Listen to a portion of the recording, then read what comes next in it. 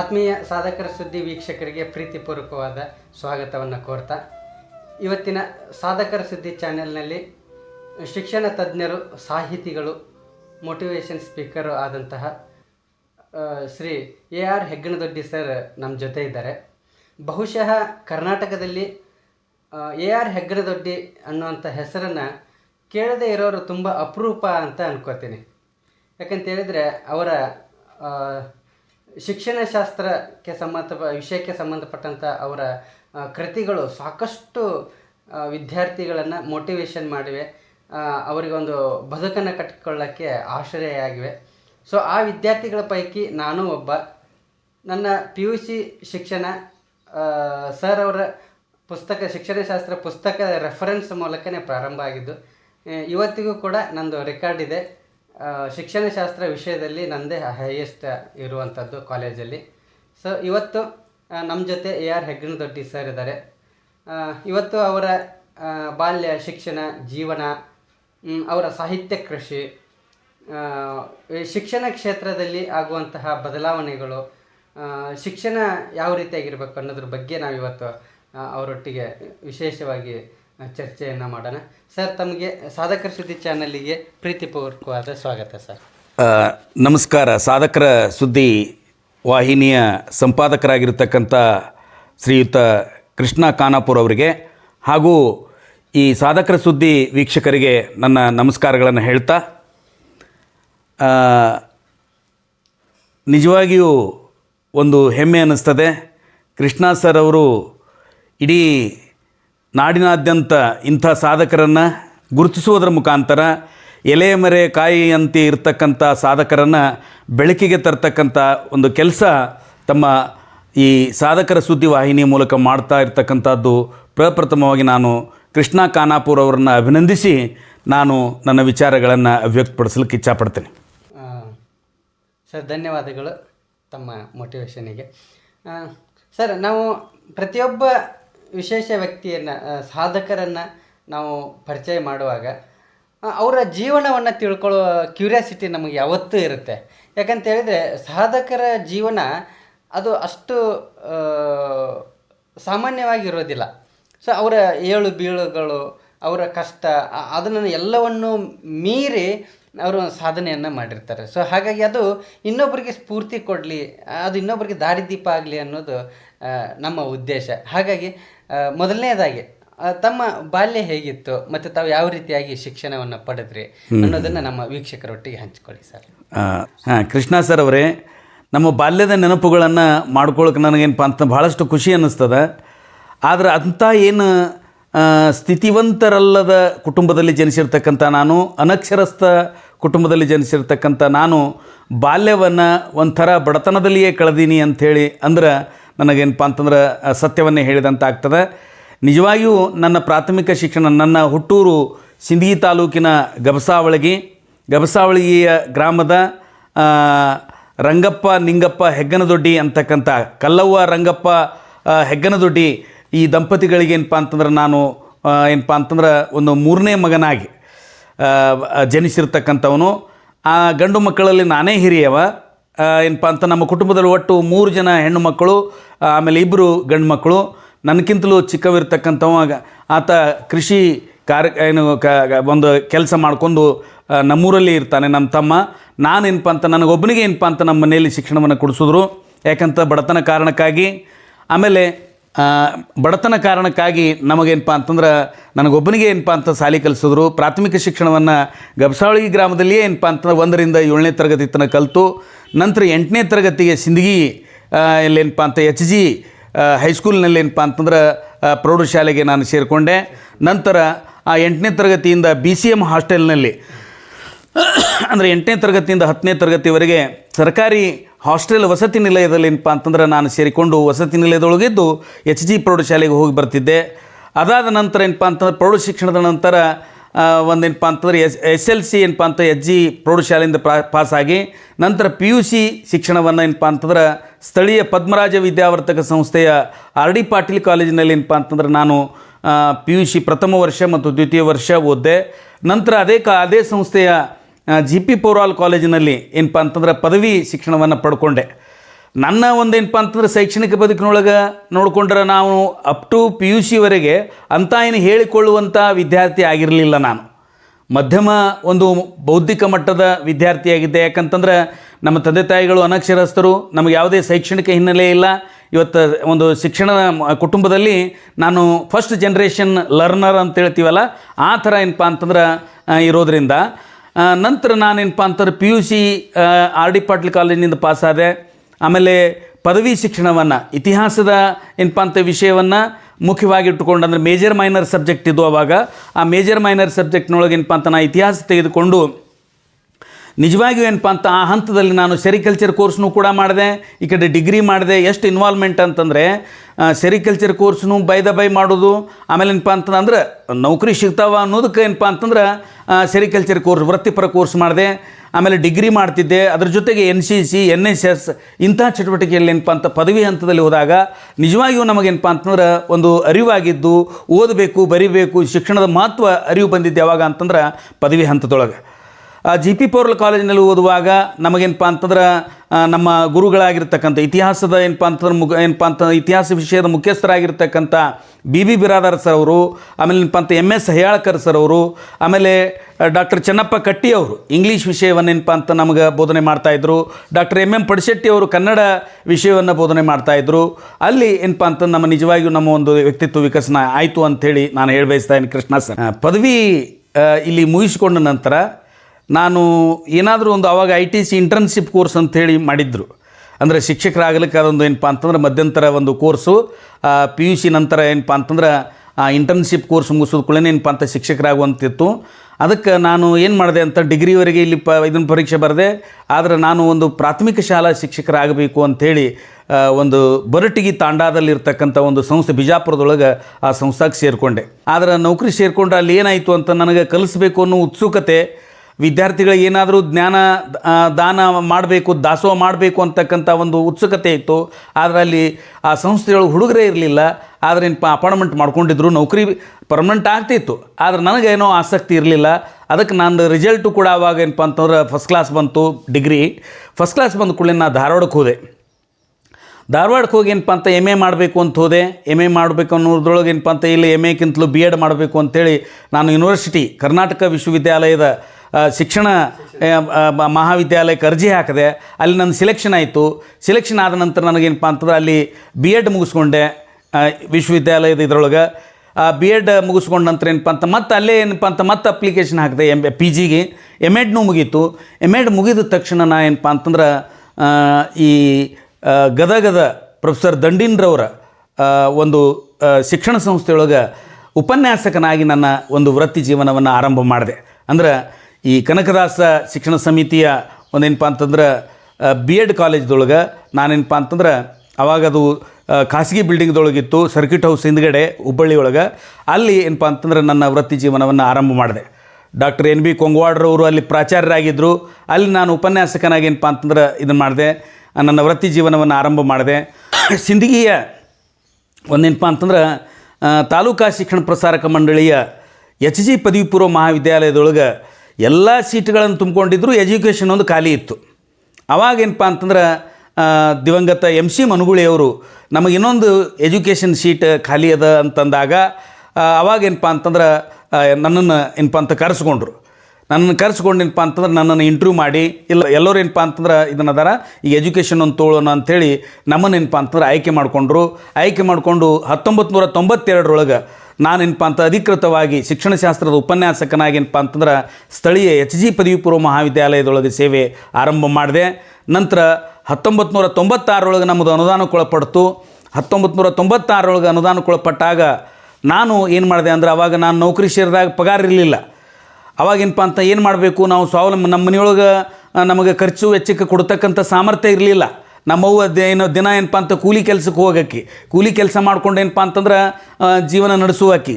ಜಮೀನಿತ್ತು, ಇದ್ದಿದ್ದು ಜಮೀನು ಏನಪ್ಪ ಅಂತ ಅಲ್ಪ ಸ್ವಲ್ಪ ಜಮೀನು, ಅಷ್ಟು ಸಾಕಾಗ್ತಾ ಇರಲಿಲ್ಲ. ಹಾಗಾಗಿ ಏನಪ್ಪ ಅಂತಂದ್ರೆ ನಂತರ ನಾ ಏನು ಮಾಡಿದೆ ಅಂತಂದ್ರೆ ಸಿಂದಗಿಯ ಈ ಕೋಚಿಂಗ್ ಕ್ಲಾಸಿನ ಪ್ರಸಿದ್ಧರಾಗಿರ್ತಕ್ಕಂಥ ಸೀಮಾ ಮಣೂರು ಗುರುಗಳಲ್ಲಿ ಪಾಠ ಹೇಳ್ತೀನಿ ಅಂತೇಳಿ ಹೋದೆ. ಪಾಠ ಹೇಳ್ತೀನಿ ಅಂತೇಳಿ ಹೋದಾಗ ಆಯ್ತು ರೀ ಸರ ಅಂತೇಳಿ ಹೇಳಿ ಅವ್ರೇನಪ್ಪ ಅಂತ 3000 ರೂಪಾಯಿ ಅವಾಗ ಪಗಾರ ಕೊಡ್ತಿದ್ರು ನಮಗೇನಪ್ಪ ಅಂತ. ತಿಂಗಳಿಗೆ 3,000 ರೂಪಾಯಿ ಪಗಾರ ಕೊಡ್ತಿದ್ರು. ಆಯ್ತು ರೀ ಸರ್ ಅಂತೇಳಿ ಹೋಗಿ ಅಲ್ಲಿ ಹುಡುಗರಿಗೆ ಪಾಠ ಹೇಳಿದೆ. ಹುಡುಗರಿಗೆ ಪಾಠ ಹೇಳಿಂದ ಭಾಳಷ್ಟು ಏನಪ್ಪ ಅಂತಂದ್ರೆ ಮಕ್ಕಳು ನನಗೆ ಆಕರ್ಷಿತ ಆದರು. ನನ್ನ ಪಾಠ ಬೋಧನೆಗೆ ಏನಪ್ಪ ಅಂತ ಆಕರ್ಷಿತರಾದರು. ಭಾಳಷ್ಟು ಏನಪ್ಪ ಅಂತಂದ್ರೆ ಜನರಲ್ ನಾಲೆಜ್ ಹೇಳ್ತಿದ್ದೆ ನಾನು. ಜನರಲ್ ನಾಲೆಜ್ ಬಗ್ಗೆ ಆಮೇಲೆ ಏನಪ್ಪ ಅಂತ ಭಾಳಷ್ಟು ವಿವರಣಾತ್ಮಕ ಮಾಹಿತಿ ಕೊಡೋದ್ರಿಂದ ಮಕ್ಕಳು ಭಾಳ ಖುಷಿಯಾದರು. ಅವ್ರ ಪಾಲಕರಿಗೆ ಹೇಳಕತ್ರು. ನಂತರ ಮಾರನೇ ವರ್ಷ ಪಾಲಕರ ಒಂದೇನಪ್ಪ ಅಂತ ಏನು ಹೇಳಿದ್ರು, ಇಲ್ಲ ನೀವೇ ಯಾಕೆ ಕೋಚಿಂಗ್ ಮಾಡಬಾರ್ದು ಅಂತೇಳಿ ನನಗೇನಪ್ಪ ಅಂತಂದ್ರೆ ಒಂದು ಹೇಳಿದಾಗ ನಾನು ಆ ವರ್ಷ ಪ್ರತ್ಯೇಕವಾಗಿ ನಾನೇ ಕೋಚಿಂಗ್ ಮಾಡಿದೆ. ಆಮೇಲೆ ಏನಪ್ಪ ಕೋಚಿಂಗ್ ಮಾಡಿದಾಗ ಸುಮಾರು ವಿದ್ಯಾರ್ಥಿಗಳಲ್ಲಿ ಏನಪ್ಪ ಅಂತಂದ್ರೆ ಒಂದು 15-20 ವಿದ್ಯಾರ್ಥಿಗಳೇನಪ್ಪ ಅಂತಂದ್ರೆ ನವೋದಯ ಶಾಲೆಗೆ, ಸೈನಿಕ ಶಾಲೆಗೆ ಅದೇ ವರ್ಷ ಏನಪ್ಪ ಅಂತಂದ್ರೆ ಆಯ್ಕೆಯಾದಾಗ ನಂದೇನಪ್ಪ ಅಂತಂದ್ರೆ ಆ ಒಂದು APMC ಒಳಗೆ ಮಾಂತಗೌಡ ಬಿರಾದಾರ ಅಂಥೇಳಿ ಅವರೊಂದು ಬಿಲ್ಡಿಂಗ್ ಇತ್ತು. ಆ ಬಿಲ್ಡಿಂಗ್ದೊಳಗೆ ಏನಪ್ಪ ಅಂತಂದ್ರೆ ನಂದು 94ರೊಳಗೆ ಕೋಚಿಂಗ್ ಕ್ಲಾಸ್ ಚಾಲೂ ಮಾಡಿದೆ ಫಸ್ಟ್ ವರ್ಷ. ಮಣೂರು ಸರ್ ಬಳಿ ಸೇವೆ ಮಾಡಿದ ನಂತರ 1993ರಲ್ಲಿ ಮಣೂರು ಸರಲ್ಲಿ ಸೇವೆ ಮಾಡಿದೆ.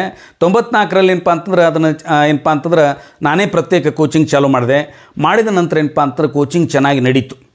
ಆಮೇಲೆ ಈ ಕಡೆ 1996ರೊಳಗೆ ಸರ್ಕಾರದ ಅನುದಾನಕ್ಕೂ ಕೂಡ ನಂದು ಒಳಪಡ್ತು. ನಂತರ ನಮ್ಮ ಏನಪ್ಪ ಅಂತಂದ್ರೆ 1995ರೊಳಗೆ ಏನಪ್ಪ ಅಂತಂದ್ರೆ ನಮ್ಮದು ಮದುವೆ ಆಯಿತು. ಅಂದ್ರೆ ಕನ್ನೊಳ್ಳಿಯ ಲಚ್ಚಪ್ಪ ಶಾಯಪ್ಪ ಪೂಜಾರಿ ಅವರ ಮಗಳಾಗಿರ್ತಕ್ಕಂಥ ನೀಲಮ್ಮ ಅವರೊಂದಿಗೆ ಏನಪ್ಪ ಅಂತಂದ್ರೆ ಮದುವೆ ಆಯಿತು. ಯಾಕಂತಂದ್ರೆ ಅವರೆಲ್ಲ ಸುಶಿಕ್ಷಿತ ಫ್ಯಾಮಿಲಿ. ಆಮೇಲೆ ಏನಪ್ಪ ಅಂತಂದ್ರೆ ನನ್ನ ಧರ್ಮಪತ್ನಿಯು ಕೂಡ ಏನಪ್ಪ ಅಂತಂದ್ರೆ BA/B.Ed ಆಗಿತ್ತು. ಹೀಗಾಗಿ ಆಕೆ ಹೆಸರ ಮೇಲೆ ಕೋಚಿಂಗನ್ನು ಏನಪ್ಪ ಅಂತಂದ್ರೆ ನಾನು ನಡೆಸಿ ನಾನು ಉಪನ್ಯಾಸಕ ವೃತ್ತಿಯಲ್ಲಿ ಏನಪ್ಪ ಅಂತ ಇದು ಮಾಡಿದೆ. ನನ್ನ ಉಪನ್ಯಾಸಕ ವೃತ್ತಿಯಲ್ಲಿ ನಾನು ಭಾಳಷ್ಟು ವಿದ್ಯಾರ್ಥಿಗಳಿಗೆ ಏನಪ್ಪ ಅಂತಂದ್ರೆ ಮೆಚ್ಚುವಂಥ ರೀತಿಯೊಳಗೆ ಪಾಠ ಬೋಧನೆ ನಾನು ಮಾಡಿದ್ದೀನಿ. ನನ್ನ ವಿಷಯದಲ್ಲಿಯೂ ಕೂಡ ಶಿಕ್ಷಣಶಾಸ್ತ್ರ ವಿಷಯಕ್ಕೆ ಸಂಬಂಧಪಟ್ಟಂತೆ ಇವತ್ತಿನ ರಾಜ್ಯ ಮಟ್ಟದ ಸಂಪನ್ಮೂಲ ವ್ಯಕ್ತಿಯಾಗಿ ಗುರುತಿಸಿಕೊಂಡಿದ್ದೀನಿ. ಇವತ್ತು ರಾಜ್ಯ ಮಟ್ಟದಲ್ಲಿ ಪಠ್ಯಪುಸ್ತಕ ರಚನಾ ಸಮಿತಿ ಸದಸ್ಯನಾಗಿ ನಾನು ಕೆಲಸ ಮಾಡಿದ್ದೀನಿ. ಅದರ ಜೊತೆಗೆ ಏನಪ್ಪ ಅಂತಂದರೆ ಇವತ್ತು ದ್ವಿತೀಯ PUC ವಿದ್ಯಾರ್ಥಿಗಳ ಏನು ಮೊದಲನೇ ಚಾಪ್ಟರ್ ಅದ PUCಗೆ ಭಾವರೂಪಣ ಮತ್ತು ಚಿಂತನೆ ಅಂತಕ್ಕಂಥ ಚಾಪ್ಟರ್ನೂ ಕೂಡ ನಾನು ಬರೆದಿದ್ದೀನಿ. ಅದರ ಜೊತೆಗೆ ಇವತ್ತು ಸಾಕಷ್ಟು ರಾಜ್ಯ ಮಟ್ಟದ ಒಂದೇನಪ್ಪ ಶಿಕ್ಷಣಶಾಸ್ತ್ರ ಉಪನ್ಯಾಸಕರ ಸಂಘದ ಕಾರ್ಯದರ್ಶಿಯಾಗಿ ಸುಮಾರು 16 ಸಮ್ಮೇಳನಗಳನ್ನು ಏನಪ್ಪ ಅಂತ ನಾನು ಸಂಘಟಿಸಿದ್ದೀನಿ. ಆಮೇಲೆ ನಂತರ ಏನಪ್ಪ ಅಂತಂದ್ರೆ ರಾಜ್ಯ ಮಟ್ಟದ ಒಂದೇನಪ್ಪ ಅಂತಂದ್ರೆ ಶಿಕ್ಷಣಶಾಸ್ತ್ರ ಉಪನ್ಯಾಸಕರ ಸಂಘದ ಅಧ್ಯಕ್ಷನಾಗಿಯೂ ಕೂಡ ನಾನು ಏನಪ್ಪ ಅಂತ ಕೆಲಸ ಮಾಡಿದ್ದೀನಿ. ಇವತ್ತೇನಪ್ಪ ಅಂತ ಇಡೀ ಕರ್ನಾಟಕ ಹೆಗ್ಗಣದೊಡ್ಡಿ ಸರನ್ನು ಗುರುತಿಸುವಂಥ ರೀತಿಯೊಳಗೆ ಏನಪ್ಪ ಅಂತ ಇದು ಮಾಡಿದ್ದೀನಿ. ಅದರ ಜೊತೆಗೆ ಇವತ್ತು ಸರ್ಕಾರದ ಪುಸ್ತಕಗಳಿಲ್ಲದೇ ಇರತಕ್ಕಂಥ ಸಂದರ್ಭದಲ್ಲಿ ಶಿಕ್ಷಣಶಾಸ್ತ್ರಕ್ಕೆ ಸಂಬಂಧಪಟ್ಟಂತೆ ದ್ವಿತೀಯ PUC ಮತ್ತು ಪ್ರಥಮ PUCಗೆ ಸಂಬಂಧಪಟ್ಟಂತೆ 2 ಪುಸ್ತಕಗಳನ್ನು ಬರೆದರೆ ಇಡೀ ರಾಜ್ಯಾದ್ಯಂತ ಅಂತಂದ್ರೆ ಭಾಳಷ್ಟು ಜನಪ್ರಿಯ ಪುಸ್ತಕಗಳು ಶಿಕ್ಷಣಶಾಸ್ತ್ರದ ಪುಸ್ತಕಗಳಾಗಿದ್ದು ಅವು. ಅದರ ಜೊತೆಗೆ ಇವತ್ತೇನಪ್ಪ ಅಂತಂದ್ರೆ ಒಂದು D.Ed ಕ್ಲಾಸಿಗೆ ಶೈಕ್ಷಣಿಕ ಮನೋವಿಜ್ಞಾನ ಅಂತಕ್ಕಂಥ ಪುಸ್ತಕವನ್ನು ಕೂಡ ನಾನು ಬರೆದಿದ್ದೀನಿ. ಅದು ಕೂಡ ಭಾಳಷ್ಟು ಜನಪ್ರಿಯತೆಯನ್ನು ಪಡೆದಿರತಕ್ಕಂಥ ಪುಸ್ತಕ. ಅದರ ಜೊತೆಗೆ ಇವತ್ತೇನಪ್ಪ ಅಂತಂದ್ರೆ ಈ ನವೋದಯ, ಸೈನಿಕ ಶಾಲೆ, ಕಿತ್ತೂರು ಶಾಲೆ, ಮುರಾರ್ಜಿ ವಸತಿ ಶಾಲೆ, ಈ ಎಲ್ಲ ವಸತಿ ಶಾಲೆಗಳಿಗೆ ಸಂಬಂಧಪಟ್ಟಂತೆ ನಾನೇನಪ್ಪ ಅಂತಂದ್ರೆ ಸ್ಪರ್ಧಾತ್ಮಕ ಪರೀಕ್ಷೆಗೆ ಇವತ್ತು ಮಕ್ಕಳಿಗೆ 5ನೇ ತರಗತಿಯಿಂದನೇ ಒಂದು ಸ್ಪರ್ಧಾತ್ಮಕ ಒಂದು ಮನೋಭಾವವನ್ನು ಬೆಳೆಸಬೇಕು ಅನ್ನುವಂಥ ನಿಟ್ಟಿನೊಳಗೆ ಅಂಥ ಪುಸ್ತಕಗಳನ್ನು ಸಹಿತ ಏನಪ್ಪ ಅಂತ ನಾನು 16 ಪುಸ್ತಕಗಳನ್ನು ಇವತ್ತೇನಪ್ಪ ಅಂತ ಬರೆದಿದ್ದೀನಿ. ನಾಡಿನಾದ್ಯಂತ ಸಾಕಷ್ಟು ಆ ಪುಸ್ತಕಗಳೇನಪ್ಪ ಅಂತಂದ್ರೆ ವಿದ್ಯಾರ್ಥಿಗಳಿಂದ ಬೇಡಿಕೆ ಅದಾವ. ಅಂಥ ಜನಪ್ರಿಯ ಪುಸ್ತಕಗಳೇನಪ್ಪ ಅಂತಂದ್ರೆ ಬಹುಶಃ ಈ ಮೊದಲು ಯಾವೂ ಇರಲಿಲ್ಲ. ಯಾಕಂತಂದರೆ ಈ ಒಂದು ಆರಂಭಿಕ ಹಂತದ ಸ್ಪರ್ಧಾತ್ಮಕ ಆರಂಭಿಕ ಸ್ಪರ್ಧಾ ಒಂದು ಜಗತ್ತಿಗೆ ಮಕ್ಕಳನ್ನು ಪರಿಚಯಿಸಬೇಕಾದಾಗ ಮಕ್ಕಳಿಗೆ ಅಂಥ ಮಾರ್ಗದರ್ಶಿ ಪುಸ್ತಕಗಳು ಯಾವೂ ಇರಲಿಲ್ಲ. ಅಂಥ ಪುಸ್ತಕಗಳನ್ನು ಏನಪ್ಪ ಅಂತ ನಾನು ಕೊಡಮಾಡೋದ್ರ ಮುಖಾಂತರ ಏನಪ್ಪ ಅಂತಂದ್ರೆ ಸ್ಪರ್ಧಾ ಜಗತ್ತಿಗೆ ಏನಪ್ಪ ಅಂತ ಮಕ್ಕಳನ್ನು ಪರಿಚಯಿಸಿದ್ದೇನೆ. ಅದರ ಜೊತೆಗೆ ಇವತ್ತೇನಪ್ಪ ಅಂತಂದ್ರೆ ಈ ಪುಸ್ತಕಗಳ ಜೊತೆಯಲ್ಲಿ ಅನೇಕ ವಿಶೇಷ ಉಪನ್ಯಾಸಗಳನ್ನು ಕೂಡ ಏನಪ್ಪ ಅಂತ ಸಾಕಷ್ಟು ಕಡೆ ಕರೆದಾಗ ನಾನೇನಪ್ಪ ಅಂತ ಈಗ ಧರ್ಮಸ್ಥಳದ ಮಂಜುನಾಥ ಸ್ವಾಮಿ ಇದರೊಳಗೆ ಬೇರೆ ಬೇರೆ ವಿಶೇಷ ಉಪನ್ಯಾಸಗಳನ್ನು ಮಾಡಲಿಕ್ಕೂ ಕೂಡ ನಾನು ಅನೇಕ ದಿನಗಳಿಂದ ಏನಪ್ಪ ಅಂತಂದ್ರೆ ಮಾಡಿದ್ದೇನೆ. ಆಮೇಲೆ ವಿಶೇಷವಾಗಿ ಏನಪ್ಪ ಅಂತ ಮೋಟಿವೇಶನಲ್ ಸ್ಪೀಚ್ ಇರ್ಬೋದು, ಆಮೇಲೆ ವ್ಯಕ್ತಿತ್ವ ವಿಕಸನಕ್ಕೆ ಸಂಬಂಧಪಟ್ಟಂಥ ಒಂದು ಸ್ಪೀಚ್ಗಳಿರ್ಬೋದು, ಅಂಥವುಗಳನ್ನು ಕೂಡ ಏನಪ್ಪ ಅಂತಂದ್ರೆ ನಾವು ಮಾಡಿದ್ದೀವಿ ಅಂತಕ್ಕಂಥದ್ದು ನಿಮ್ಮ ಮುಂದೆ ಹೇಳಬಯಸ್ತಾ ಇದ್ದೀನಿ ಕೃಷ್ಣ ಅವರೇ. ಸರ್, ತಾವು ಸ್ವತಃ ಶಿಕ್ಷಣ ತಜ್ಞರು ಆಗಿರೋದ್ರಿಂದ ಈ ಕ್ಯೂರಿಯಾಸಿಟಿ ನನಗೆ ಬಂತು. ತಾವು ವಿವೇಕಾನಂದ ಇಂಟರ್ನ್ಯಾಷನಲ್ ಸ್ಕೂಲನ್ನು ಓಪನ್ ಮಾಡಿದ್ರಿ. ಸೊ ಅದು ಯಾವ ಉದ್ದೇಶ ಇಟ್ಕೊಂಡು ಮಾಡಿದ್ರಿ ಸರ್? ಆರಂಭಿಕವಾಗಿ ನೋಡಿರಿ ಕೃಷ್ಣ ಸರ್ ಅವರೇ, ಇವತ್ತು ಈ ನವೋದಯ, ಸೈನಿಕ ಶಾಲೆ ಮತ್ತು ಕಿತ್ತೂರು ಶಾಲಾ ಮಕ್ಕಳಿಗೆ ತರಬೇತಿ ಕೊಡಬೇಕು ಅಂಥೇಳಿ ನಾವು ಯಾವುದೇ ನೋಂದಣಿ ಮಾಡಲಾರ್ದೆ ಏನಪ್ಪ ಅಂತಂದ್ರೆ ಆರಂಭ ಮಾಡಿದ್ದೆವು. ಅಂದ್ರೆ ಆ ಮಕ್ಕಳ ಹೆಸರು ಶಾಲೆ ಇರ್ತಿತ್ತು. ನಮ್ಮಲ್ಲಿ ಏನಪ್ಪ ಅಂತಂದ್ರೆ ತರಬೇತಿಗೆ ಬರ್ತಿದ್ರು. 1 ವರ್ಷ ತರಬೇತಿ ತಗೊಂಡು ಸಾಕಷ್ಟು ವಿದ್ಯಾರ್ಥಿಗಳೇನಪ್ಪ ಅಂತಂದ್ರೆ ತಮ್ಮ ಬದುಕನ್ನು ಕಟ್ಟಿಕೊಂಡಿದ್ದಾರೆ.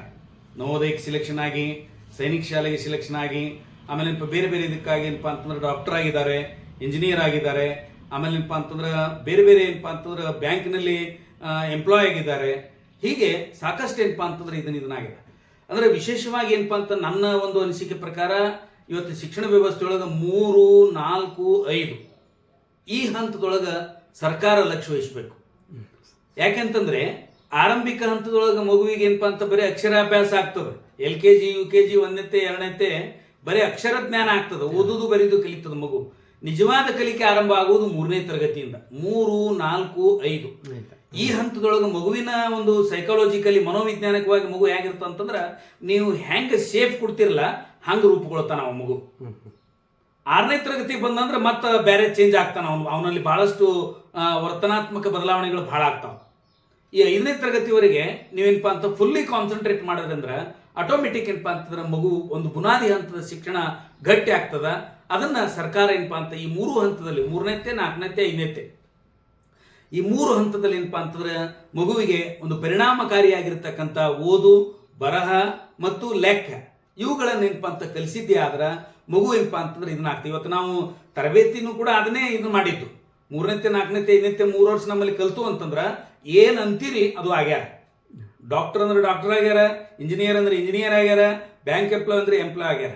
ಹಂಗೆ ಒಂದು ಬುನಾದಿ ಹಂತದ ಶಿಕ್ಷಣ ಇವತ್ತು ಭಾಳ ಗಟ್ಟಿಯಾಗಿರ್ತಕ್ಕಂಥ ಶಿಕ್ಷಣ ಅವಶ್ಯಕತೆ ಅದ ಅಂತಕ್ಕಂಥದ್ದು. ಆಮೇಲೆ ಇವತ್ತೇನು ಈ ಇಂಗ್ಲೀಷ್ ಮಾಧ್ಯಮದ ಕಡೆ ಒಲವು ಆಗ್ತದಲ್ಲ, ಇದು ಭಾಳ ಇದನ್ನದ. ಮಕ್ಕಳಿಗೆ ಇವತ್ತು ಇಂಗ್ಲೀಷ್ ಮಾಧ್ಯಮದ ಬಗ್ಗೆ ಪಾಲಕರು ಬಹಳಷ್ಟು ಆಸಕ್ತಿ ಅದ. ಅವ್ರ ಮಗು ಏನಪ್ಪ ಅಂತಂದ್ರೆ ಇಂಗ್ಲೀಷ್ನ ಮಾತಾಡ್ತು ಅಂತಂದ್ರೆ ನನ್ನ ಮಗು ಭಾಳ ಜಾಣ ಅಂತ ತಿಳ್ಕೊಂಡಿದ್ದಾರೆ. ಇದು ತಪ್ಪು ಗ್ರಹಿಕೆ.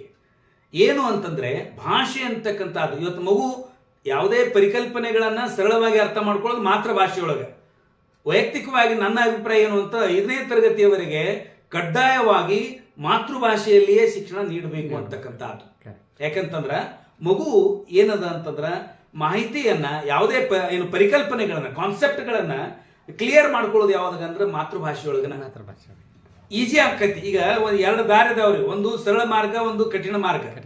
ಇಂಗ್ಲಿಷ್ ಕಠಿಣ ಮಾರ್ಗ ಅದ, ಕನ್ನಡ ಸರಳ ಮಾರ್ಗ ಅದ. ಸರಳ ಮಾರ್ಗ ಬಿಟ್ಟಿವಿ ನಾವು, ಕಠಿಣ ಮಾರ್ಗ ಹಿಡಿದೀವಿ. ಇದು ಪಾಲಕರಿಗೆ ಏನಪ್ಪಾ ಅಂತಂದ್ರೆ ಗೊತ್ತಿಲ್ಲ. ಬೇಕಂದಾಗ ಶಿಕ್ಷಣ ಸಂಸ್ಥೆಯವ್ರು ಏನ್ ಮಾಡ್ತಾರ ಅಂತ ಇಂಗ್ಲಿಷ್ ಮಾಧ್ಯಮದ ಕಡೆ ಒಲವು ತೋರಿಸ್ತಾ ಇದ್ದಾರೆ. ಇದು ಇವತ್ತು ಆಗ್ತಾ ಇರೋದು. ಆರಂಭಿಕ ಹಂತದೊಳಗೆ 5ನೇ ತರಗತಿ ತನಕ ಕಡ್ಡಾಯ ಇಂಗ್ಲಿಷ್ ಬೇಕು, ಇಂಗ್ಲಿಷ್ ಬೇಡ ಅಂತ ಅನ್ನೋದಿಲ್ಲ ನಾನು. ಇಂಗ್ಲಿಷ್ ಬೇಕು, ಯಾಕಂದ್ರೆ ಜಗತ್ತಿನ ಜ್ಞಾನವನ್ನು ತಿಳ್ಕೊಬೇಕಾದ್ರೆ ಇಂಗ್ಲಿಷ್ ಬೇಕು. ಆದ್ರೆ ಬೇರೆಗಳ ಮಾತ್ರ ನಮ್ಮ ಕನ್ನಡದಾಗಿರ್ಬೇಕು. ಮ್ಯಾಲ ಏನಪ್ಪಾ ಅಂತಂದ್ರೆ ಕಸಿ ಮಾಡುವಾಗ ಮ್ಯಾಲಿಂದ ಇಂಗ್ಲಿಷ್ ಕಸಿ ಇರಬೇಕು, ಕೆಳಗಿನ ಬೇರೆ ಅನ್ನೋದೆಲ್ಲ ಕನ್ನಡ ಇರಬೇಕು. ಅಂದ್ರೆ ಕಲಿಕೆ ಪರಿಣಾಮಕಾರಿ ಆಗ್ತದ ಅಂತ ಹೇಳಿ ನನ್ನ ವೈಯಕ್ತಿಕ ಅಭಿಪ್ರಾಯ ಕೃಷ್ಣ ಅವರೇ. ನಂತರ ಈ ತರಬೇತಿ ಸಂಸ್ಥೆ ಹಿಂಗೆ ಹೋಗ್ತಾ ಇರುವಾಗ 2000ನೇ ಇಸ್ವಿ ಒಳಗೆ ನಾವೇನು ಮಾಡಿದೆವು ಅಂದ್ರೆ ವಿದ್ಯಾನಿಕೇತನ ಶಿಕ್ಷಣ ಸಂಸ್ಥೆ ಅಂಥೇಳಿ ನಾವು ರಿಜಿಸ್ಟ್ರೇಷನ್ ಮಾಡಿದೆವು. ವಿದ್ಯಾನಿಕೇತನ ಶಿಕ್ಷಣ ಸಂಸ್ಥೆ ಅಂತೇಳಿ ರಿಜಿಸ್ಟ್ರೇಷನ್ ಮಾಡಿದ ನಂತರ ನಾವು ಆರಂಭಿಕವಾಗಿ 1ರಿಂದ 5ನೇ ತರಗತಿ ತನಕ ಕನ್ನಡ ಮಾಧ್ಯಮ ವಿದ್ಯಾನಿಕೇತನ ಕನ್ನಡ ಪ್ರಾಥಮಿಕ ಶಾಲೆ ಅಂತೇಳಿ ಆರಂಭ ಮಾಡಿದೆವು. ಅದಾದ ನಂತರ ಏನಪ್ಪಾ ಅಂತಂದ್ರೆ ಇಂಗ್ಲಿಷ್ ಮಾಧ್ಯಮ ಪರ್ಮಿಷನ್ ತಂದೆವು. ನಂತರ ವಿವೇಕ ಇಂಟರ್ನ್ಯಾಷನಲ್ ಪಬ್ಲಿಕ್ ಸ್ಕೂಲ್ ಅಂತೇಳಿ ಮಾಡಿದ್ದೀವಿ. ಇವತ್ತೇನಪ್ಪ ಅಂತಂದ್ರೆ ಈ ವಿದ್ಯಾನಿಕೇತನ ಶಿಕ್ಷಣ ಸಂಸ್ಥೆ ಅಡಿಯಲ್ಲಿ ವಿವೇಕ ಇಂಟರ್ನ್ಯಾಷನಲ್ ಸ್ಕೂಲ್ ಅಂದ್ರೆ 10ನೇ ತರಗತಿವರೆಗೆ ಇಂಗ್ಲಿಷ್ ಮಾಧ್ಯಮ ನಡೀತಾ ಇದೆ.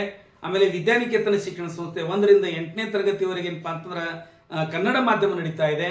ಆಮೇಲೆ ಏನಪ್ಪಾ ಅಂತಂದ್ರೆ ಪ್ಯಾರಾಮೆಡಿಕಲ್ DHI ಮತ್ತು DMLTC ಕೋರ್ಸ್ಗಳು ಕೂಡ ಏನಪ್ಪಾ ಅಂತಂದ್ರೆ ಈ ಸಂಸ್ಥೆ ಅಡಿಯಲ್ಲಿ ನಡೀತಾ ಇವೆ. ಅದರ ಜೊತೆಗೆ ಕ್ರಾಂತಿವೀರ ಸಂಗೊಳ್ಳಿ ರಾಯಣ್ಣ ಕಲಾ ವಾಣಿಜ್ಯ ಮತ್ತು ವಿಜ್ಞಾನ ಪದವಿ ಪೂರ್ವ ಮಹಾವಿದ್ಯಾಲಯ ಅಂತ ಹೇಳಿ ಅದನ್ನು ಕೂಡ ಏನಪ್ಪಾ ಅಂತಂದ್ರೆ ನಾವು ನಡೆಸ್ತಾ ಇದ್ದೀವಿ ಕೃಷ್ಣ ಸರ್ ಅವರೇ. ಇವತ್ತು ಶಿಕ್ಷಣ ಏನ ಅಂತಂದ್ರೆ ಈಗ ಶಿಕ್ಷಣ ಅದಕ್ಕಾಗಿನೇ ನಾವೇನಪ್ಪಾ ಅಂತಂದ್ರೆ ಬಂದಾಳ ರಸ್ತೆಯಲ್ಲಿ 4.5 ಎಕರೆ ಏನಪ್ಪಾ ಅಂತಂದ್ರೆ ಸ್ಥಳಾವಕಾಶ ಇದೆ. ಅದನ್ನ ಏನಪ್ಪಾ ಅಂತ ಏನೇ ಮಾಡಿಸಿದೀವಿ. ಅದರ ಜೊತೆಗೆ ಏನಪ್ಪಾ ಅಂತಂದ್ರೆ ಒಂದು ಆಕರ್ಷಕವಾಗಿರ್ತಕ್ಕಂಥ ಕಟ್ಟಡವನ್ನು ಕೂಡ ನಾವೇನಪ್ಪಾ ಅಂತಂದ್ರೆ ಸ್ಕೂಲ್ ಬಿಲ್ಡಿಂಗ್ ಅನ್ನ ನಿರ್ಮಾಣ ಮಾಡಿದ್ದೇವೆ. ಆಮೇಲೆ ಸ್ಕೂಲಿಗೆ ಕಾಂಪೌಂಡ್ ಇದೆ. ಎಲ್ಲಾ ಮೂಲಭೂತ ಸೌಕರ್ಯಗಳನ್ನ ಏನಪ್ಪಾ ಅಂತಂದ್ರೆ ಶಾಲೆ ಹೊಂದಿದೆ. ಇವತ್ತು ಶಾಲೆ ಈ ಒಂದು ರಾಜ್ಯದಲ್ಲಿ ಏನಪ್ಪಾ ಅಂತಂದ್ರೆ ಗುರುತಿಸಿಕೊಳ್ಳುವಂತ ರೀತಿಯಲ್ಲಿ ಶಾಲೆ ಆಗಿದೆ ಅಂತಕ್ಕಂಥದ್ದು. SSLC ವಿದ್ಯಾರ್ಥಿಗಳು ಈ ಸಲ ನಮ್ಮ SSLC ವಿದ್ಯಾರ್ಥಿಗಳ ನಮ್ಮ ಒಂದು ಏನಪ್ಪಾ ಅಂತಂದ್ರೆ ವಿವೇಕ ಇಂಟರ್ನ್ಯಾಷನಲ್ ಶಾಲೆಯ ಒಂದೇನಪ್ಪ ಅಂತ SSLC ಫಲಿತಾಂಶ 100% ಆಗಿದೆ ಅಂತಕ್ಕಂಥದ್ದು ನಮಗೆ ಹೆಮ್ಮೆಯ ವಿಷಯ. ಹೀಗೆ ಈ ಶಿಕ್ಷಣ ಸಂಸ್ಥೆ ಏನಪ್ಪಾ ಅಂತ ಉತ್ತರೋತ್ತರವಾಗಿ ಇನ್ನೂ ಬೇರೆ ಬೇರೆ ಕೋರ್ಸ್ಗಳನ್ನು ಬೇರೆ ಬೇರೆ ಇದನ್ನು ಮಾಡೋದ್ರ ಮುಖಾಂತರ ಒಂದು ಶೈಕ್ಷಣಿಕ ಸೇವೆ, ಇವತ್ತು ನಾವು ಕಮರ್ಷಿಯಲ್ ಅಲ್ಲ, ಶಿಕ್ಷಣ ಒಂದು ಸೇವೆ ಅನ್ನುವಂಥ ರೀತಿಯೊಳಗೆ ನಾವು ಮಾಡ್ತಾ ಇದೀವಿ ಅಂತಕ್ಕಂಥದ್ದು ತಮ್ಮ ಮುಂದೆ ಹೇಳಿ ಬಯಸ್ತಾ ಇದ್ದೀನಿ ಕೃಷ್ಣ ಅವರೇ. ನನ್ನ ವೃತ್ತಿ ಜೀವನದೊಳಗೆ ಈ ನವೋದಯ ಸೈನಿಕ ಶಾಲೆ ಕಿತ್ತೂರು ಶಾಲೆಗೆ ತರಬೇತಿ ಕೊಡ್ತಾ ಅದರ ಒಂದು ಬೈ ಪ್ರಾಡಕ್ಟ್ ಅನ್ನುವಂಥ ರೀತಿಯೊಳಗೆ ಸೈನಿಕ ಶಾಲೆಗೆ ಸಂಬಂಧಪಟ್ಟಂತೆ ಕನ್ನಡ ಮಾಧ್ಯಮದಲ್ಲಿ ಯಾವುದೇ ಪುಸ್ತಕಗಳಿಲ್ಲದೆ ಇರತಕ್ಕಂಥ ಸಂದರ್ಭದಲ್ಲಿ ಈ ಸೈನಿಕ ದಿಕ್ಸೂಚಿ ಅಂತಕ್ಕಂಥ ಕೃತಿಯನ್ನು ಬರೆದೆ ನಾನು. ಇವತ್ತು ಈ ಸೈನಿಕ ದಿಕ್ಸೂಚಿ ಕೃತಿಯೊಳಗೆ ಸೈನಿಕ ಶಾಲೆಗೆ ಬೇಕಾಗಿರ್ತಕ್ಕಂಥ ಕನ್ನಡ ಮಾಧ್ಯಮದಲ್ಲಿ ಸೈನಿಕ ಶಾಲೆಗೆ ಬೇಕಾಗಿರ್ತಕ್ಕಂಥ ಯಾವುದೇ ಪುಸ್ತಕಗಳು ಇರಲಿಲ್ಲ. ಅಂಥ ಒಂದು ರೀತಿಯೊಳಗೆ ಪ್ರಪ್ರಥಮವಾಗಿ ಏನಪ್ಪಾ ಅಂತಂದ್ರೆ ಈ ಸೈನಿಕ ಶಾಲೆಗೆ ಒಂದು ಎಂಟ್ರೆನ್ಸ್ ಎಕ್ಸಾಮಿಗೆ ಬೇಕಾಗಿರ್ತಕ್ಕಂಥ ಸಿಲೆಬಸ್ ಅನ್ನು ನಾನು ಕಲೆಕ್ಟ್ ಮಾಡಿಕೊಂಡು ಆ ಸಿಲೆಬಸ್ಗೆ ಅನುಗುಣವಾಗಿ ಏನಪ್ಪಾ ಅಂತ ಈ ಪುಸ್ತಕವನ್ನು ಏನಪ್ಪಾ ಅಂತ ನಾನೇ ಸುತ್ತ ರಚಿಸಿ ಇದನ್ನ ಮಾಡಿದ್ದೀನಿ. ಇದು ಸಾಕಷ್ಟು ಏನಪ್ಪಾ ಅಂತಂದ್ರೆ ಇಡೀ ರಾಜ್ಯಾದ್ಯಂತ ಈ ಪುಸ್ತಕ ಏನಪ್ಪಾ ಅಂತಂದ್ರೆ ಒಳ್ಳೆ ರೀತಿಯೊಳಗೆ ಏನಪ್ಪಾ ಅಂತ ಬೇಡಿಕೆ ಇದೆ ಅಂತಕ್ಕಂಥದ್ದು. ಇನ್ನು ಅದ್ರ ಜೊತೆಗೆ ಇವತ್ತೇನಪ್ಪಾ ಅಂತಂದ್ರೆ ಜವಾಹರ್ ನವೋದಯ ವಿದ್ಯಾಲಯಕ್ಕೂ ಕೂಡ ಏನಪ್ಪಾ ಅಂತಂದ್ರೆ ಇನ್ನು 1986ರಲ್ಲಿ ಪ್ರಾರಂಭಗೊಂಡಿರ್ತಕ್ಕಂಥ ಜವಾಹರ್ ನವೋದಯ ವಿದ್ಯಾಲಯಕ್ಕೆ ಅದಕ್ಕೂ ಕೂಡ ಕನ್ನಡ ಮಾಧ್ಯಮದಲ್ಲಿ ಎಂಟ್ರೆನ್ಸ್ ಪುಸ್ತಕಗಳು ಇರಲಿಲ್ಲ. ಇವತ್ತು ಅದು ಬಹಳ ಅವಶ್ಯಕತೆ ಅದಂತಕ್ಕಂಥ ಹಿನ್ನೆಲೆಯೊಳಗೆ ಈ ಜವಾಹರ್ ನವೋದಯ ವಿದ್ಯಾಲಯಕ್ಕೆ ಸಂಬಂಧಪಟ್ಟಂತೆ ಪುಸ್ತಕವನ್ನು ಬರೆದೆ. ನಂತರ ಈ ನವೋದಯ ಶಾಲೆಗೆ ಸಂಬಂಧಪಟ್ಟಂತ ಭಾಷಾಭ್ಯಾಸಕ್ಕೆ ಸಂಬಂಧಪಟ್ಟಂತ ಪುಸ್ತಕ ಬೇಕು ಅಂತಕ್ಕಂಥ ಹಿನ್ನೆಲೆಯೊಳಗೆ ಬೇಡಿಕೆ ಇದ್ದಾಗ ಆ ಭಾಷಾಭ್ಯಾಸಕ್ಕೆ ಸಂಬಂಧಪಟ್ಟಂತ ಒಂದು ಪುಸ್ತಕವನ್ನು ನಾನು ಬರೆದೆ. ಅದಾದ ನಂತರ ಏನಪ್ಪಾ ಅಂತಂದ್ರೆ ಕಿತ್ತೂರು ರೆಸಿಡೆನ್ಷಿಯಲ್ ಸ್ಕೂಲ್ಗೆ ಯಾವುದೇ ಪುಸ್ತಕಗಳು ಇರಲಿಲ್ಲ. ಇವನ್ನ ಏನಪ್ಪಾ ಅಂತ ಪ್ರಶ್ನೆ ಪತ್ರಿಕೆಗಳು ಸಹಿತ ಅವು ಇರ್ತಾ ಇರಲಿಲ್ಲ. ಅವುಗಳನ್ನು ಮಕ್ಕಳ ಬಾಯಿಂದ ಮೌಖಿಕವಾಗಿ ನಾವು ಕಲೆಕ್ಟ್ ಮಾಡಿಕೊಂಡು ನಾನೇ ಏನಪ್ಪಾ ಅಂತಂದ್ರೆ ಸ್ವತಃ ಅದಕ್ಕೊಂದು ಎಂಟ್ರೆನ್ಸ್ ಎಕ್ಸಾಮ್ಗೆ ಬುಕ್ಕ ಇರಲಿ ಅಂತೇಳಿ ಈ ಕಿತ್ತೂರು ದರ್ಪಣ ಅಂತಕ್ಕಂಥ ಪುಸ್ತಕವನ್ನು ಏನಪ್ಪಾ ಅಂತಂದ್ರೆ ಬರೆದೆ. ಅದ್ರ ಜೊತೆಗೆ ಮುರಾರ್ಜಿ ಶಾಲೆಗಳಿಗೆ ಸರ್ಕಾರ ನಡೆಸ್ತಕ್ಕಂಥ ಮುರಾರ್ಜಿ ವಸತಿ ಶಾಲೆಗಳಿಗೆ ಕ್ರೈಸ್ ಅಂತ ಹೇಳ್ತೀವಿ ನಾವು. ಆ ಕ್ರೈಸ್ ಎಕ್ಸಾಮ್ಗಳಿಗೆ ಏನಪ್ಪಾ ಅಂತ ಯಾವುದೇ ಎಂಟ್ರೆನ್ಸ್ ಎಕ್ಸಾಮ್ ಇರಲಿಲ್ಲ. ಇವತ್ತು RMSA ಇರ್ಬೋದು, ಆದರ್ಶ ವಿದ್ಯಾಲಯಗಳಿಗೆ ಸಂಬಂಧಪಟ್ಟಂತೆ ಇರಬಹುದು, ಮುರಾರ್ಜಿ ಶಾಲೆಗಳಿಗೆ ಸಂಬಂಧಪಟ್ಟಂತೆ ಇರಬಹುದು, ಆಮೇಲೆ ಡಾಕ್ಟರ್ ಅಂಬೇಡ್ಕರ್ ಇರಬಹುದು, ಏಕಲವ್ಯ ವಸತಿ ಶಾಲೆ ಇರಬಹುದು, ಸಂಗೊಳ್ಳಿ ರಾಯಣ್ಣ ಇರಬಹುದು, ಈ ಯಾವ ಶಾಲೆಗಳಿಗೆ ಏನಪ್ಪಾ ಅಂತಂದ್ರೆ ಎಂಟ್ರೆನ್ಸ್ ಎಕ್ಸಾಮ್ಗೆ ಬೇಕಾಗಿರ್ತಕ್ಕಂಥ ಮಾಹಿತಿ ಇರಲಿಲ್ಲ. ಅಂತ ಒಂದು ಪುಸ್ತಕವನ್ನು ಏನಪ್ಪಾ ಅಂತ ಇವತ್ತು ನಾನು ಬರೆದಿದ್ದೇನೆ. ಇವು ಬಹಳಷ್ಟು ಏನಪ್ಪಾ ಅಂತ ಮಕ್ಕಳಿಗೆ ಉಪಯುಕ್ತ ಪುಸ್ತಕಗಳದಾವ ಅಂತಕ್ಕಂಥದ್ದು. ಅದರ ಜೊತೆಗೆ ನನ್ನ ಒಂದು ವಿಷಯಕ್ಕೆ ಸಂಬಂಧಪಟ್ಟಂತೆ ನಾನು ಕಾಲೇಜಿನಲ್ಲಿ ಬೋಧನೆ ಮಾಡ್ತಕ್ಕಂಥ ಪದವಿ ಪೂರ್ವ ಶಿಕ್ಷಣ ಕಾಲೇಜಿನಲ್ಲಿ ಬೋಧನೆ ಮಾಡ್ತಕ್ಕಂಥ ವಿಷಯಕ್ಕೆ ಸಂಬಂಧಪಟ್ಟಂತೆ PUC ಪ್ರಥಮ ವರ್ಷಕ್ಕೆ ಶಿಕ್ಷಣ ಶಾಸ್ತ್ರ ಅಂತಕ್ಕಂಥ ಪುಸ್ತಕವನ್ನು, PUC ದ್ವಿತೀಯ ವರ್ಷಕ್ಕೂ ಕೂಡ ನಾನು ಶಿಕ್ಷಣ ಶಾಸ್ತ್ರ ಅಂತಕ್ಕಂಥ ಪುಸ್ತಕವನ್ನು ಬರೆದಿದ್ದೀನಿ. ಅದರ ಜೊತೆಗೆ ಈ ಏನು ಶಿಕ್ಷಕರ ತರಬೇತಿಗೆ ಸಂಬಂಧಪಟ್ಟಂತೆ DEDಗೆ ಸಂಬಂಧಪಟ್ಟಂತೆ ಶೈಕ್ಷಣಿಕ ಮನೋವಿಜ್ಞಾನ ಅಂತಕ್ಕಂಥ ಪುಸ್ತಕವನ್ನು ಬರೆದಿದ್ದೀನಿ. ಅದರ ಜೊತೆಗೆ ಇವತ್ತೇನಪ್ಪಾ ಅಂತಂದ್ರೆ ದಿವಂಗತ MC ಮನುಗೂಳಿ ಅವರು, ಆಧುನಿಕ ಭಗೀರಥ ದಿವಂಗತ MC ಮನುಗೂಳಿ ಅವರ ಜೀವನ ಚರಿತ್ರೆಯನ್ನು ಕೂಡ ಏನಪ್ಪಾ ಅಂತಂದ್ರೆ ನಾನು ಬರೆದಿದ್ದೇನೆ. ಯಾಕೆಂತಂದ್ರೆ ಅವರು ಕೂಡ ಒಬ್ಬ ಸಾಧಕರು, ಬಹಳಷ್ಟು ಬಡತನದಲ್ಲಿ ಹುಟ್ಟಿ ಒಂದು ಏನಪ್ಪಾ ಅಂತಂದ್ರೆ ಮಂತ್ರಿಯಾಗಿ ಹೊರಹೊಮ್ಮಿರ್ತಕ್ಕಂಥವ್ರು. ಅಂಥವ್ರ ಬಗ್ಗೆ ಏನಪ್ಪಾ ಅಂತಂದ್ರೆ ಸಾಧಕರ ಬಗ್ಗೆ ಬರಿಬೇಕು ಅಂತಾಗ ಅವ್ರ ಬಗ್ಗೆ ಏನಪ್ಪಾ ಅಂತಂದ್ರೆ ಆಧುನಿಕ ಭಗೀರಥ ದಿವಂಗತ MC ಮನುಗೂಳಿ ಅಂತಕ್ಕಂಥ ಪುಸ್ತಕವನ್ನು ಏನಪ್ಪಾ ಅಂತ ನಾನು ಬರೆದಿದ್ದೀನಿ. ಅದರ ಜೊತೆಗೆ ಇವತ್ತು ಅಹಲ್ಯಾಬಾಯಿ ಹೋಳ್ಕರ್ ಅವ್ರ ಬಗ್ಗೆನೂ ಏನಪ್ಪಾ ಅಂತ ಒಂದು ಬರೆದು ನಾನು ಏನಪ್ಪಾ ಅಂತ ಈಗಾಗಲೇ DTP ಮಾಡಿಟ್ಟಿದ್ದೀನಿ. ಅದ್ರ ಜೊತೆಗೆ ವ್ಯಕ್ತಿತ್ವ ವಿಕಸನಕ್ಕೆ ಸಂಬಂಧಪಟ್ಟಂತ ಅನೇಕ ಲೇಖನಗಳದಾವ, ಶಿಕ್ಷಣಕ್ಕೆ ಸಂಬಂಧಪಟ್ಟಂತ ಅನೇಕ ಲೇಖನಗಳದಾವ. ಆಮೇಲೆ ಈ ಮಾವನೂರಿನ ಧರ್ಮರಾಯರು ಅಂತಕ್ಕಂಥ ಒಂದು ಪುಸ್ತಕವನ್ನು ಕೂಡ ಏನಪ್ಪಾ ಅಂತಂದ್ರೆ ಅದು ಸಿದ್ಧತೆಯೊಳಗದ. ಆಮೇಲೆ ಹಣೆ ಬರಕ್ಕೆ ಹೊಣೆ ಯಾರು ಅಂತಕ್ಕಂಥ ರೀತಿಯೊಳಗ ಆ ವ್ಯಕ್ತಿತ್ವ ವಿಕಸನಕ್ಕೆ ಸಂಬಂಧಪಟ್ಟಂತ ಪುಸ್ತಕ ಅದಾವ. ಅವುಗಳನ್ನು ನಾನು ಇನ್ನೂ ಪಬ್ಲಿಷ್ ಮಾಡಬೇಕಾಗಿದೆ. ನನ್ನ ಒಂದು ಕೆಲಸದ ಒತ್ತಡದೊಳಗೆ ಅವು ಏನಪ್ಪಾ ಅಂತ ಪಬ್ಲಿಷ್ ಮಾಡಿಲ್ಲ. DTP ಎಲ್ಲ ಏನಪ್ಪಾ ಅಂತ ಮಾಡಿ ಇಟ್ಟಿದ್ದೀನಿ. ಆದ್ರೆ ಪುಸ್ತಕ ರೂಪದಲ್ಲಿ ಇನ್ನೂ ಏನಪ್ಪಾ ಅಂತ 4-6 ಪುಸ್ತಕಗಳಾಗುವಷ್ಟು ಸಿದ್ಧತೆ ಇದೆ. ಅದನ್ನು ಏಕಕಾಲಕ್ಕೆ ಒಂದಷ್ಟು ಮಾಡುವಂತ ಒಂದು ತೀರ್ಮಾನವನ್ನು ನಾನು ತೆಗೆದುಕೊಂಡಿದ್ದೇನೆ. ಬೇಗನೆ ಅದನ್ನು ಮಾಡ್ತೇನೆ ಕೃಷ್ಣ ಸರ್ ಅವರೇ. ಸರ್, ಈಗ ನಾವು ಒಂದು ಒಂದು ಉದ್ದೇಶಿತ ಕಾರ್ಯವನ್ನು ಮಾಡಬೇಕಂತ ಹೇಳಿದ್ರೆ ಅಥವಾ ಏನೋ ಒಂದು ಸಾಧನೆ ಮಾಡಬೇಕು ಅಂತ ಒಂದು ಕನಸು ಕಟ್ಟದಾಗ ಅದಕ್ಕೆ ಸಪೋರ್ಟಿಂಗ್ ಆಗಿ ಮನೆಯವರು ನಿಂತಿರ್ತಾರೆ.